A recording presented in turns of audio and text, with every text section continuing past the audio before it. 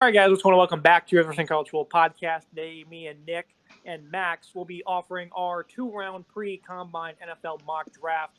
I did the odd selections. Nick did the even. There'll be 10 on the screen at each time. We'll quickly go through each selection here. And then Max will also add some nice color commentary here. So without further ado, we also do not do mock trades. We do not believe that is very, authentic. So we're just going to keep this very quick and simple. Number one overall, Jalen Carter. The Bears are likely to trade out of that selection, but we don't know to who. There is plenty of teams that will certainly be looking to trade up to try and snag a quarterback. We're not going to project on who. So right now the Bears have the number one overall pick, complete disruptor in Jalen Carter, Bryce Young. Next up, the Houston Texans. His height's a little bit of a concern, but this guy is great under pressure, has always stepped up and delivered in big moments. Very impressive arm talent as well. Will Anderson, another Alabama player right here. Two of them in the top three. Phenomenal first step. He's a great pass rusher, phenomenal in getting the backfield against the run. C.J. Stroud, another guy that he's rarely off target throwing downfield. He rarely throws an inaccurate football. This is also another guy when he's locked in and focused, like against Georgia, he's completely lights out. Tyree Wilson, number 5. A lot of people do not know of him from Texas Tech. An athletic guy who's really good against the run, a very strong player. Christian Gonzalez, one of the high risers in this draft, phenomenal quarterback. With his size, his speed, overall athleticism, scheme versatility, Gonzalez should be the top cornerback taken overall in the top 10. Will Levis, one of the biggest boomer bust players in recent memory. A ridiculous arm, nice cannon. That's about it. Miles Murphy, though, another guy who's ridiculous play strength. The Falcons beef up their defensive line with him. Peter Skronsky, not exactly a need for the Panthers, but you can slot him in at guard with his ability. As like a great processor, a nice run blocker, athletic playmaker there for them. Also has great technique. And then Quentin Johnston to round things out. The Eagles, they can do whatever they want. So why not add a guy who's phenomenal after the catch in Quentin Johnston? Nick, we have a handful of quarterbacks go off the board here. Will Levis, obviously we've had videos about him. Again, boom or bust. How do you feel about the quarterbacks and where they're slotted here? The AFC South picks up 2 of them, and then the Raiders add Derek Carr's successor. We certainly talked a lot about Will Levis. The potential of him is very high, right? But also there is a complete possibility of a bust prospect here. I think the Raiders, probably a good fit for Will Levis out of the teams that need a quarterback here. Bryce Young, the Tech, rebuilding franchise. John Mechie, their receiver that they threw in colleges there. I think that makes a lot of sense. I know there's some concerns recently about his size. Todd McShay, Mel Kiper both put out comments about that. I'm not too worried about that. I think the film speaks for itself. C.J. Stroud, fantastic quarterback. Some people's number 1 in this class. I think, Indianapolis, that's a really great fit for me. I think that makes a whole lot of sense. Solid fit there in Indianapolis. And Max, this is a top 10. Obviously, you're going to see a lot of the same names in many mock drafts. But, who's the one guy in this top 10 that you're thinking potentially should not be in this top 10 or is slotted in here who you think is going to be, a guaranteed superstar? I think somebody that is in the top 10 that we might see slide, I think I would look at Peter Skronsky just because of the depth at the top of this tackle class. You have guys like Broderick Jones and you have guys like Paris Johnson who could also come and be a part of this top 10 on the offensive line. So not saying Skronsky's not worthy of it, but I definitely think that depending on what the team is in that draft slot, you could have a different guy go here. And then somebody who isn't in the top 10 who I think could go in the top 10. You got a guy like Devin Witherspoon from Illinois, cornerback, who I think could be one of the top corners off the board if it's not Christian Gonzalez. So it's going to be fun to see how the board shakes out with those 2 positions. Yeah, that's a good point you make about Skronsky. That, top tackle take, and that battle's certainly going to heat up here in the coming weeks. The next 10 selections, the Titans, Paris Johnson going to Tennessee. He's a complete bully in the run game of his own right, but he's a better anchor in pass protection than Skronsky is. So I think you could certainly see them flip-flop. Jordan Addison, slot receiver. Bryce Young gets a great weapon. I think that's the best way for the Texans to kind of, begin this rebuild. They have number 2 and 12 overall, and I think they need to keep those selections unless they're potentially trading up, even though I do not recommend doing that. And beef up this offense. That'd be a great way to do it. Broderick Jones, another one of those guys that's just dominant in the trenches at that tackle position for Georgia. A big-time fan of his with what he's able to do in the run. He was a bookend tackle for the Bulldogs. Lucas Van Ness, another one of those players that seems to kind of be all over the place. Versatile defensive lineman with plenty of strength. And this guy was never a 3-down player, though, at Iowa. So I think, the lack of experience might be something that's, a little eye-opening on him. Jackson Smith-Njigba was unfortunately not able to play much this past season due to, a lingering hamstring injury. But he's still a phenomenal playmaker. Great concentration, great route runner there in the slot. Devon Witherspoon somehow slips to 16 here on our mock draft. This is a guy that is phenomenal, though. He's really good against the run, very good in coverage, really showcased some impressive ball skills as well. DeJuan Jones, this guy is massive. What is he, like 6'8", 360, somewhere in that range. Phenomenal size. The Steelers need to continue to get better in the trenches. Kalijah Kancey, a guy that could also potentially land in the top 5, if he has a strong combine. He's just a phenomenal inside presence as a pass rusher, and obviously it's tough to find defensive linemen that can rush the passer, and he certainly does it with great abilities from his position. Osiris Torrance, the Buccaneers, they need to upgrade their interior offensive line. This is a guy that's very physical against the run. And then Brian Brissy slips down to 20. Another guy who's, 300 pounds, plenty of strength, great with his hands, has had some injuries over the last couple of years. It's been a struggle for him to stay on the field. Max, how do you feel about the defensive linemen in this class? Because we have a couple here in the middle of this first round, and, varying opinions on all of these guys. Brissy and Kancey I've seen go in the top 10, and, on our board, they slip here a little bit. And Van Ness, another guy that's all over the place. Yeah, I mean, it's all about how it shakes out after Carter when it comes to the interior offensive line. I like Kancey over Brissy. I just think Kancey brings that power, but also that speed combination where he's got the ability to win off the line with a power move against an interior offensive lineman and then jump right to the quarterback in the backfield. Looks kind of somewhat like somebody else who's been an interior D lineman from Pittsburgh before. And then Brissy, I think, is somebody that had a dip in production this past year. And it's obviously understandable. He went through a lot this year, kind of guy that dealt with a lot off the field. But when he's right and when he's playing at his best, I think he's a player that's a borderline first round guy for me. And when you look at Seattle's roster, there's somebody that's a team that's gonna need to defend well against the run, and they definitely need to upgrade against that. So I think Brissy makes sense here. Yeah, Kancey, he's fun to watch, though. Talking about him again, on tape, he's just a natural pass rusher. Elite hands, very quick out of his stance. And just like you said about Aaron Donald, he was also 6 foot. So if people want to complain about that, and there's a great comparison. Nick, how do you feel about teams like Washington and Tampa Bay? We opted to not take quarterbacks for them. And then how do you feel about the wide receiver placement here? 2 of them going 12th and 15th overall. I think you can make a case for Washington taking a quarterback. Anthony Richardson, I think, would be the guy to go Washington for me. We've previously discussed that in a mock draft in the past. I think that makes a whole lot of sense. But here I went a little more conservative with Devon Witherspoon. I think there's just too much talent there. If he slips to 16, Tampa Bay as well. I think Tampa Bay certainly has questions at quarterback with Tom Brady leaving, but I think they could find themselves a veteran potentially in free agency. And obviously we can't predict free agent moves. So we're going to kind of go off what the team is at right now. And I think Osiris Torrance is just a better need to fill. I think that, Tampa Bay needs to continue to work on the trenches. The wide receivers here, I like the options a lot. I think Jordan Addison adds that kind of spark for the Texans offense. Like I said, they're kind of building a young, talented offense here. They brought in some pieces in recent drafts. Bring in Addison, a guy that's got a ton of potential, a lot of speed. I like what he can do. And I look at a guy like JSN, of course, the injury is certainly concerning, right? When he's healthy, he's one of the most explosive wide receivers we've seen in college football in recent years. And Green Bay, if they can keep Aaron Rodgers at this point in time, they got to get him some weapons. The relationship there has been one of the most bizarre to watch over the past few seasons in pro football because the two of them don't seem really by drafting a quarterback behind him and doing other things like that. So this is the year I think Green Bay has to go for an offensive talent to help out Aaron Rodgers. I think why not take JSN, so talented, get him involved in the system early on, and they can really start to create something up there. Now look at the back half of this first round. Zay Flowers, we have him going to the Chargers. Looks like Keenan Allen may be a cap casualty. Joey Porter to the Ravens. This is a team that certainly has struggled in the back end. A great press corner, very confident player. Joey Porter might be very scheme specific, but this is a guy I think certainly can make plays regardless. Brian Branch, he could potentially go top 10 himself due to his versatility. He is great coming off the edge and getting into the backfield, whether that be pass breakups or tackles for loss. Branch, big fan of his, and the versatility is certainly going to be coveted. Deonte Banks to the Jaguars, high riser here as of late. Michael Mayer to the Giants. I think this is probably the most intriguing pick here. The Giants certainly need some help with their weapons, especially if they're going to commit to Daniel Jones. Even if it's not long-term, seems like they're going to commit some big money to him. So I think they certainly need to give him a better opportunity here. Cowboys, maybe a potential reach here in Mozzie Smith, but this is a gap clogger for them.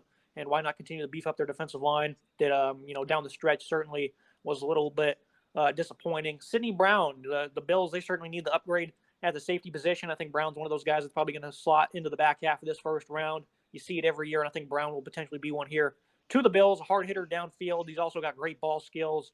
His brother Chase Brown, those two are completely ripped. They spend a lot of time in the weight room, so they're some hard workers. Anton Harrison, Nick went with the Bengals, adding another tackle here. Jonah Williams hasn't exactly panned out, so potentially a guy that has great hands in Harrison. that does not get talked about one bit at all. He'll be the selection for Cincinnati. And then Anthony Richardson, we have him slotting in here. This was my selection. I had the Saints picking him up, kind of a wild card player we'll get to in a second. Bijan Robinson, this is probably a top 5 player. Just watch his film. He's absurd. He's a great pass catcher, too. His athleticism was on display running downfield, whether that be to catch a pass or to run. Just the quickness he has, the feet, stop, start. He is phenomenal in all regards. This is just such a fun player to watch. Elite vision. He could potentially go in the top 10, but of course, positional value is certainly a thing. And then the Chiefs, they can also do whatever they want with their roster. I think why not pick up a guy in Nolan Smith who's still coming back from a major injury. Max, Anthony Richardson, a guy you're incredibly high on. I have him slotted here 29 to New Orleans. Would the fit make sense for a team that certainly struggled since Drew Brees has retired, especially since Richardson might have to sit a year? And why are you so incredibly high on him? Well, I'm high on Richardson's potential. I think he's got great size. He's got a huge arm. I think there's a lot he can do that not a lot of people can do, if that makes sense. He's really good on the run as well. And I think when you look at his floor, everybody thinks his floor is absolutely at the bottom of this draft class. But I think when you look at what Justin Fields did this season, where he wasn't really able to rely on his arm, but he was able to rely on his legs, his power, his size, and his ability to just make things happen. I think Anthony Richardson could do something similar. And so I think the fit with New Orleans makes sense. You have playmakers in that offense, but it's also definitely an offense that needs to rebuild. And I think Anthony Richardson could be the start of that in New Orleans. And then, Nick, from pick 22 to 25, we have a run on defensive backs, and then we have Michael Mayer going to the Giants. How do you feel about those 4 selections? And then I want to get your opinion on Bijan Robinson going to the Eagles. That'd be a great complimentary piece. They may even go number 10 to Philadelphia for that offense. Yeah, I think, Joey Porter at 22 to the Ravens, very solid pick here. I think the Ravens could use some help in the secondary, get a guy from Penn State. Penn State's been producing some solid cornerbacks in recent drafts. I like the production out of Penn State. I think this is a solid guy. Brian Branch, Alabama really stepped up this year, kind of played a box role in the secondary. I like what he can do. Minnesota, I think it's a good fit, kind of beef up that defense. Minnesota's offense, I think, is solid. Their defense needs a lot of help. Deontay Banks as well from Maryland. I think the Jaguars would be very happy to grab this guy at cornerback. Another team that could use some help in the secondary. Get a guy that's got some good film at Maryland, a high riser in recent weeks. I think his combine stats are only going to continue to help that. I think that makes a whole lot of sense for the Jags. Michael Mayer, the Giants, fantastic pick, right? I think Daniel Bellinger was good for the Giants this year, but I think Bellinger's a number 2 guy, right? He can't be your reliant tight end. You got to have someone that has the talent that Michael Mayer has. The Giants could also use a wide receiver here, but I just don't see anyone in this kind of range where I think this would make sense. Michael Mayer, the Giants, fantastic pick. Probably my favorite pick of this first round. Bijan Robinson, the Eagles, that's a great pick as well. Right, think about it. The Eagles have such a talented team. They just won the NFC. Were lost on a field goal in the Super Bowl, right? This team is fantastic. They've built this team to be successful the next 5 years. They don't have any holes here, so you can really do whatever you want. And why not grab a back who really, like you said, could be a top 10 talent, just positional value really kills it. Get a running back who's so talented at Texas, really carried that offense at times. The Alabama games, when I looked at, he really carried the offense in the Alabama game earlier this past season. So I think Bijan Robinson, the Eagles, is one of those picks that has so much success and will be one of those picks you look on in 5 years or so. Wow, can't believe they got him at 30. I do believe the Eagles will eventually trade out of one of those selections. They do a lot of robbery when it comes to the NFL draft. Howie Roseman's phenomenal. Looking at round 2, the Steelers adding some linebacker help down on Henley from Washington State. This is a player that certainly has some nice raw athleticism. He's still kind of new to the position. He's not exactly, a guy that's going to help you out in the box immediately. This is a guy that can get into the backfield if his defensive line has great penetration. Why not line him up next to T.J. Watt and see what happens? Will McDonald, a guy that also seems to be kind of a late bloomer here, going to the Texans, who certainly need a lot of help everywhere. This is a guy that can win with speed off the edge, a lot of forced fumbles, a lot of sacks at Iowa State. Luke Weipler, a bit of a reach pick here for Arizona, but this is a team that really needs to beef up this interior offensive line. And, he's a very capable blocker, his own running scheme. He's very good as a pass blocker. Give Kyler Murray some help. It's a positional group that really needs some assistance. The Colts, you picked C.J. Stroud in round 1. Go ahead and turn around and get a slot receiver, Nathan Dell, who's phenomenal after catch. He seems to win with manipulation a lot on his one-on-ones. Tui Pelotu, the Rams. Welcome back to the NFL draft. Where have they been? This is a phenomenal player from USC. He did everything for their defense. His numbers he had were absurd. The versatility is also going to be coveted. It'll be interesting to see what they do. We don't really know what the Rams will do because, again, they have a limited amount of selections, and the roster is kind of up and down really at this moment in time. John Michael Schmitz, I really like what the Seahawks are doing in our mock here. Add some beef on the defensive line, turn around at a center who is very athletic. He can get out in space and make plays. He also understands leverage quite well. Also, Emmanuel Forbes, one of the top corners in college football from this past season. the Raiders. That's certainly, I think, an area of concern for them. Dalton Kincaid, he could go first round. Him and Michael Mayer are very, very good. Kincaid, very strong hands. A better blocker, I'd say, than Mayer. This is a guy that can win across the middle, though, wins downfield. Just his playmaking ability at the catch point, I think, is impressive. Tyreek Stevenson somehow slides the 40 here. I think he'll eventually end up in the first round. Very good corner out of Miami. And then Josh Downs to the Titans, another one of those slot receivers. They certainly need some help. And I think this is a team that might trade up for a quarterback. Max, what are your general thoughts on these 10 selections here? How you feeling? We got a mix of everything, a couple defenders, a couple of pass catchers, and of course, a couple of centers as well. I mean, starting right off the bat with Henley, I think he's somebody that's going to rise when it comes to post-combine reactions. I don't know if it's going to be all the way to 32, but he's certainly going to be one of the linebackers in this class that is a riser. Will McDonald's also rising. Weipler and Schmitz, the two centers coming off. I personally like Schmitz better, but I also do like the fits. Weipler in Arizona, Schmitz in Seattle. I think Schmitz would be a very, very good player for the Seahawks there. Emmanuel Forbes specifically, I think, is somebody that could sneak into the first round. The top of the cornerback class is just so good. Forbes is my fifth corner, and I think if there's a run on corner with a couple reaches in there, Forbes could be somebody that slots in. And then finally, I think Josh Downs complements Treylon Burks really well. So I think whatever direction Tennessee decides to go in terms of quarterback, whether it's something that they address this year, something they address next year, I think building the foundation with Burks, with Downs, and then they have Chig at tight end. So I think that's something that's going to be something they can try to build on, building the best possible receiving core for whoever they decide to make the quarterback of the future. And Nick, you look at pick 33, Will McDonald of the Texans. They add a good defensive end, nice edge rusher there to complement the first round picks. There were, a quarterback and a wide receiver. What do you think's the goal here in the first couple of days of the draft for Houston? Right, Houston's got a lot of holes they got to fill here. I think Will McDonald's a very exciting, talented player. Mel Kiper had him as 8th overall in his recent mock draft. So a lot of people love Will McDonald. I think McDonald's got potential to rise here. If you get this guy at 33, I think it's really good value. I think they should go offense the first 2 picks here, right? They went defense early on last year. It seemed to work out all right so far. So go offense the first 2 picks here. At 33, you got a guy McDonald who's a really good edge rusher, was really not utilized properly at Iowa State. I think if he gets in his good position, proper position, I think he'll be really talented. I do have to say I agree with Max. I think Josh Downs partnering up with Treylon Burks would be a fantastic move in Tennessee. I really like that a lot here at 41. I think Josh Downs would be good value for the Tennessee Titans. I liked Burks a lot last year. I think Downs and him would work really well together. I think the Titans can kind of build this really strong offense and then just plug a quarterback in and be ready for success. Looking at the next round of selections here, the Browns get a versatile playmaker in Antonio Johnson who can play in the slot. He can play in safety. Trent Simpson, 43. This is another guy that seems to have a lot of varying opinions. He has a lot of speed. He's really good as an off-ball linebacker in coverage. Certainly, he didn't have as productive as a year that I expected for the Tigers. Maybe Brent Venables departing had a big reason to do with that, but Simpson's certainly a guy that has a lot of intriguing characteristics. Same can be said about Andre Carter, a guy that's 6'7". He's good off the edge, has some nice bend, certainly is inconsistent, and he doesn't have great strength that translates to the NFL at this point in time. But I think Carter's a guy that can certainly end up a lot higher than we have him going. Luke Musgrave, we already went with one weapon for Green Bay. We picked him to go with another one, a great pass catcher in Musgrave, plenty of athleticism. Did not play much this past year due to an injury, but made some good plays at the Senior Bowl. And, the Packers going with 2 weapons in a row seems pretty impossible, though. But we'll see what happens. Matthew Bregman, a guy that could play inside for the Patriots. This is a guy that's got plenty of size in the 330 range. Steve Avila, another guy for TCU. That was a big offensive line, full of veterans for the Horned Frogs. Commanders, they have plenty of holes. We have them beefing up the interior, kind of replaced Brandon Sheriff, who they lost last offseason. And B.J. Ojulari, a guy who's an elite athlete, the Lions here.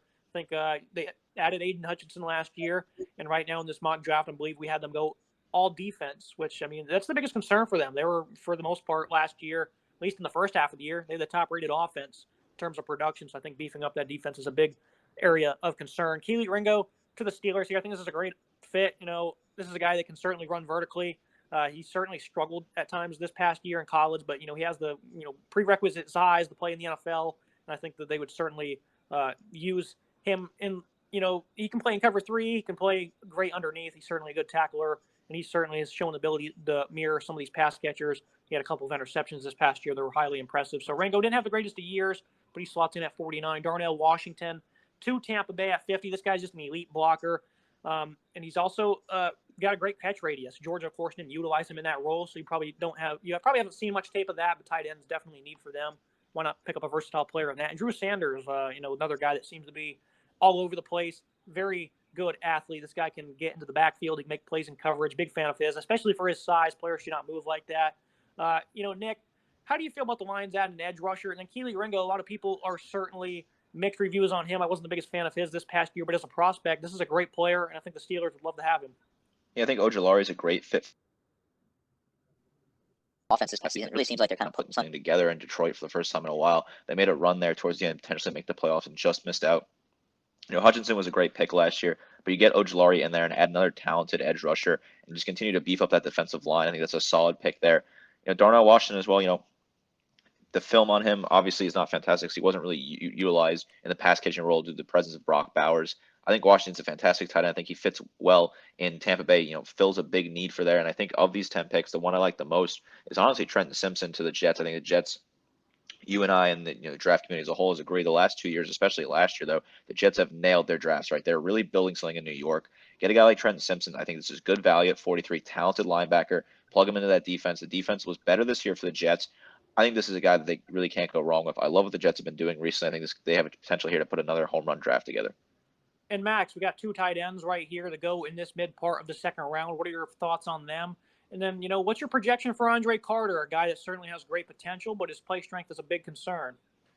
Well, I think when it comes to Musgrave and Washington, there's a big variance on these tight ends. I think somebody could tell you that Luke Musgrave is their tight end 2 and he should go on day 1. And then somebody's going to tell you he's got a lot of injuries, hasn't played much recently. He only played 2 games this past season, so he should be an afterthought. But I think Luke Musgrave's a very athletic guy. I think he possesses a very nice route tree. And I think he can be a dominant vertical threat out of the tight end slot. I think he's got a good bit of a development to go, but I think him in the second round is a great spot, especially for a team like Green Bay to have him, for a team that hasn't really had such a productive tight end since Robert Tonyan had that big fluke season.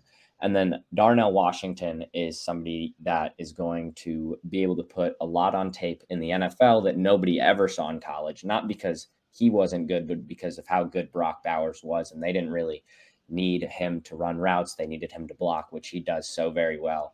And I hate comparing basketball players to football players, but this kind of answers, I heard somebody say this, but this kind of answers the question of what LeBron would have looked like if he played football. That's kind of Darnell Washington. So I think Darnell Washington has the potential to be an extremely talented player. I like the fit in Tampa. And then when it comes to Andre Carter, not really somebody that I think will go 44. I think he's kind of more of a day 3 pick for me. He's got a long way to go. Just because his frame is not very good. I don't know where he slots in on an NFL defense right now. I don't know if he's going to be able to play that much of a meaningful role in his rookie season. And just based off of that, I don't know how early a team will take him. But I think he's certainly got a lot of potential. Good athlete, good speed, just the size isn't really there. And he's got a long way to go in terms of his hands and his run defense. Yeah, the Falcons certainly gambled last year on a guy very similar, Troy Anderson, at linebacker. Looking at the next part of the second round here, Garrett Williams to the Dolphins, a guy that certainly has great ball skills, very aggressive player downfield as well. He's also coming off a torn ACL. So if you want to talk about injuries, that's one guy that's certainly going to be circled. Keanu Benton, big fan of his. He's great with his hands, very quick, has some nice moves. He's got a nice spin move. This is just a very impressive prospect. I think Keanu Benton, due to being a guy that's probably not going to play 3 downs, mainly just a run stopper.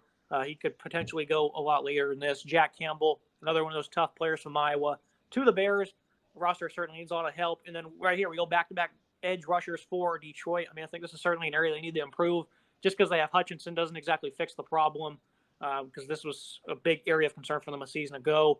So I think we'll pick up 2 here. And a guy, Felix Aduki-Uzama, who has a great first step, very quick off the edge. And this guy also rips out the ball a lot. Joe Tippmann to the Jaguars, a guy that can certainly be a plug-and-play starter there at guard for them, who can be a good, impactful run blocker. Kayshon Boutte, a guy who's been all over the place.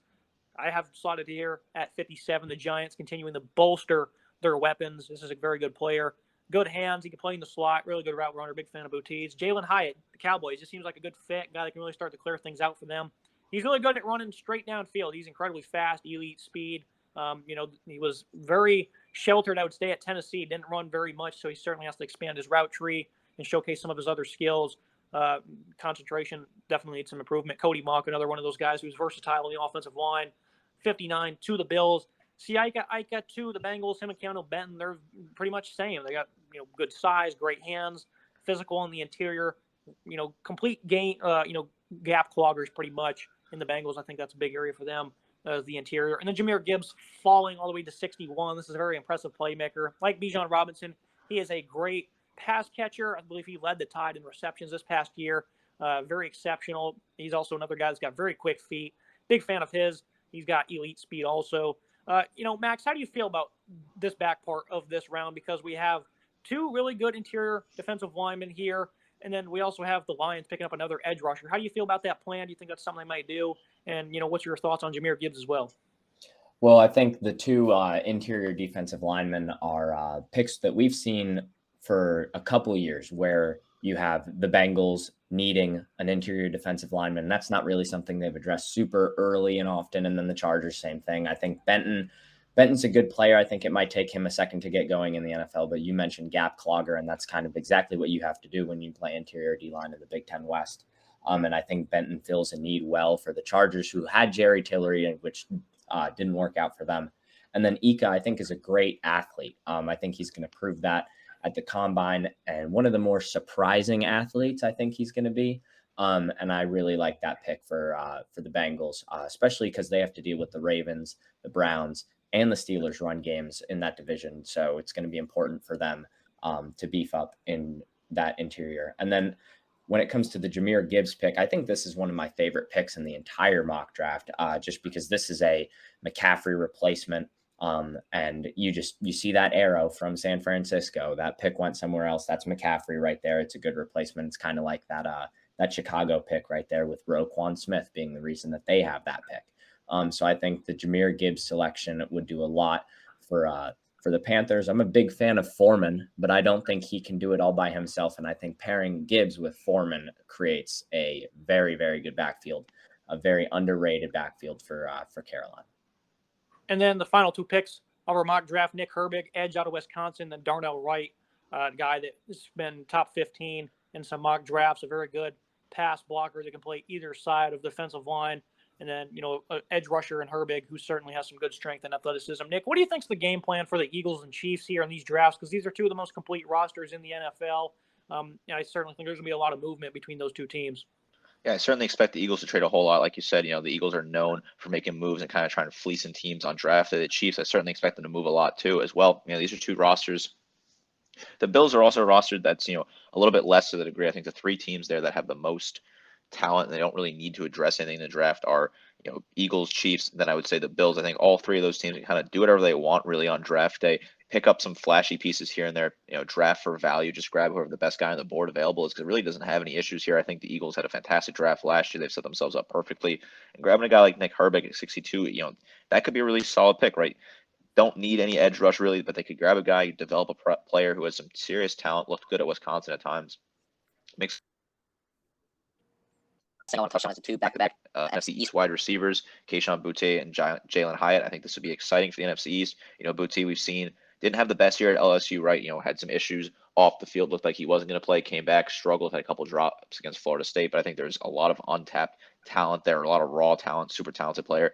Jalen Hyatt, yes, didn't run a whole lot of different routes, and there certainly has to kind of develop that sort of game. That the football IQ, I definitely think needs to be worked on, but he's a talented player, good speedster. I think it would be a lot of fun in Dallas. Brandon Graham's likely going to retire sometime here soon, so it would make a little sense for the Eagles to try and get his eventual replacement. TJ Edwards, another former Badger, has panned out well for them. And the last thing I'll ask you, Max, what is your opinion on Jalen Hyatt? We have him going here to the Cowboys at 58 overall. Is this too high, too low, just about right? How are you feeling about Hyatt? I think it's just right. He's a second-round player in my book, and I think this is a little after the median in the second round. So I think Jalen Hyatt fits very, very well in Dallas. I really hope he doesn't go to a team that's going to need to rely on him to play a significant role and run a variety of different routes.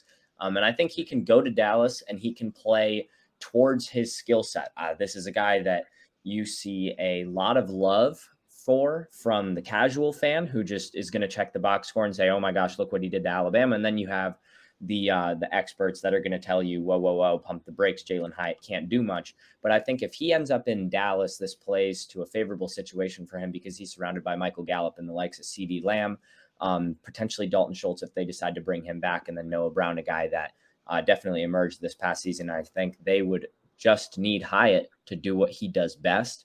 I think it's something that the Cowboys lacked. And so I think that's something that that Dak Prescott would absolutely love to have. And if you watch Jalen Hyatt tape, one thing is very consistent.